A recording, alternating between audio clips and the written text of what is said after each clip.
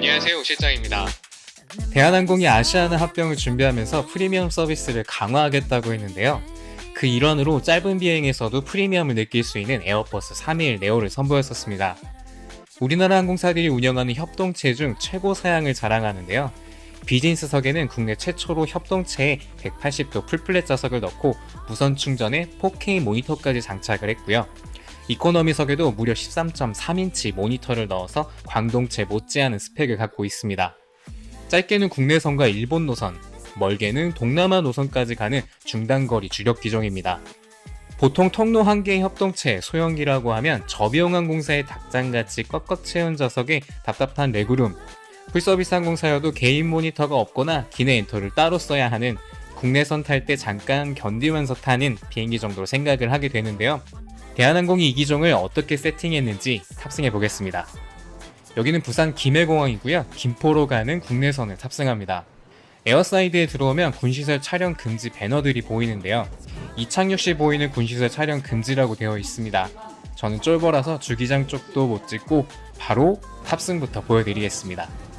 에어버스 321 네오 통로 1개 협동체로 좌석은 앞쪽 프레스티지 8석, 이코노미 174석으로 총 182석입니다. 대한항공은 이 기종을 2022년에 첫 운항을 시작했고요. 현재 20대 정도 운영 중이고 추가로 30대를 더 받을 예정이라고 합니다. 아시아나가 이보다 앞서 2019년부터 도입해서 운영을 했는데요. 좌석 사양의 차이는 좀 있습니다. 세이프티 카드로 기종 인증부터 하고 환영 인사를 받으며 좌석 살펴보겠습니다. 옆에서 딱 보기에도 레그룸이 넉넉해 보이는데 31에서 32인치 정도로 한 뼘 정도 여유가 있습니다. 대한항공 광동체들의 33에서 34인치보다 좁긴 하지만 뒤로 기대어 앉아도 불편함이 없는 정도라 중단거리로는 괜찮은 편입니다.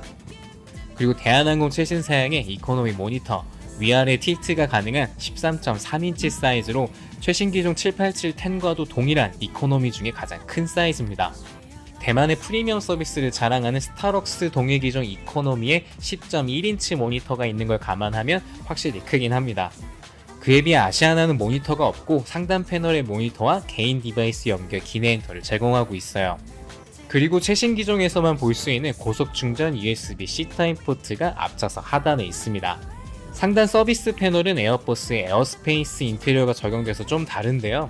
괜히 전직 승무원한테는 PTSD가 오는 승무원 호출벨 인디케이터가 좌우로 길게 바 형태로 바뀐 게 눈에 띕니다. 아시아나항공의 기존 패널로 보면 별도로 원형 버튼 2개가 있습니다. 바 타입이 더 직관적이고 눈에 잘 띄긴 하는 것 같아요. 모니터와 기내 엔터 디테일하게 살펴볼게요. 앞좌석을 거의 가득 채운 듯한 사이즈에 화면 전체 베젤이 슬림해서 컨텐츠를 보는 화면이 크고 4K까지 지원을 한다고 하는데 화질이 확실히 선명합니다. 터치감은 감압식이 아니라서 살짝만 터치해도 감도가 좋고 반응성이 좋습니다. 기내 엔터 컨텐츠도 매달 업데이트로 신작이 다양하게 들어오고 있는 것 같아요. 그리고 메인 화면으로 가면 좌석 안내 페이지가 있는데요. 좌석 등받이나 헤드레스트 설명, 각 모니터 하단에 있는 A타입 충전 단자와 앞좌석 하단의 C타입 충전 포트 위치가 나와 있습니다. 그리고 기존에 볼 수 없었던 기능이 있는데 휴대폰을 모니터와 와이파이로 연결해서 리모컨처럼 사용할 수 있다고 해요. 근데 저는 이 기능은 굳이 쓸만한지는 잘 모르겠고요. 그보다도 블루투스로 개인 이어폰 연결이 가능하더라고요.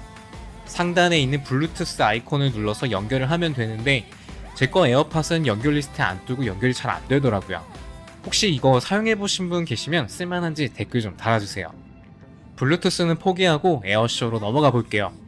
터치감이 좋고 에어쇼 목록도 다양해서 국내선이나 일본 정도 노선은 에어쇼 구경만 해도 비행이 금방 끝납니다. 출발 준비가 끝나고 기장님의 방송이 나오고요. 국제공항까지 비행 시간은 42분으로 예상됩니다. 비행 중에는 항공기가 갑자기 흔들릴 수도 있습니다. 자리에 앉아 세이프티 비디오 사연과 함께 푸시백을 합니다. 괜히 잡혀갈지도 모르니까 이륙할 때 풍경이랑 엔진음은 스킵을 할게요. 대한항공에 탑승해주신 손님 여러분 환영합니다. 이륙 후에 선회하면서 기술을 돌리는데 아래쪽이 너무 예뻐서 찾아보니까 다대포항이랑 감천항 쪽인 것 같더라고요. 매번 인천에서 이착륙할 때 보던 바다색이랑 확실히 여기는 다른 느낌이네요. 순환고도로 올라왔고 대구쯤에서 최고 높이 22,000피트, 최고 414노트를 찍었네요. 이 기종은 동남아 베트남이나 태국 노선까지도 커버를 할 수 있을 정도로 항속거리가 나와서 헤드레스트가 필요하고요. 광동체와 동일 사양으로 잘 달려 있습니다. 이륙전에 좌석 기울기를 안 보여드렸는데요. 이 정도로 넘어옵니다. 저분이 고개를 돌리면 저랑 눈 맞추고 대화도 나눌 수 있을 정도로 넘어와요. 좌석 간격이 조금만 더 좁았더라면 무릎이 나갈 수도 있을 것 같긴 합니다. 잠깐 의자를 올려주셔서 화장실 체크하고 오겠습니다. 근래 제가 타본 협동체 이코노미 라바토리 중에 일단 제일 깔끔하고 밝은 느낌이고요.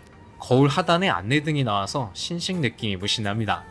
김해에서 김포는 1시간도 채 안 되는 짧은 비행인데도 기내 엔터 컨텐츠 보는 분들이 꽤 되더라고요. 저는 이 좋은 사양의 모니터로 에어쇼로 장난만 치다가 김포공항에 착륙을 합니다.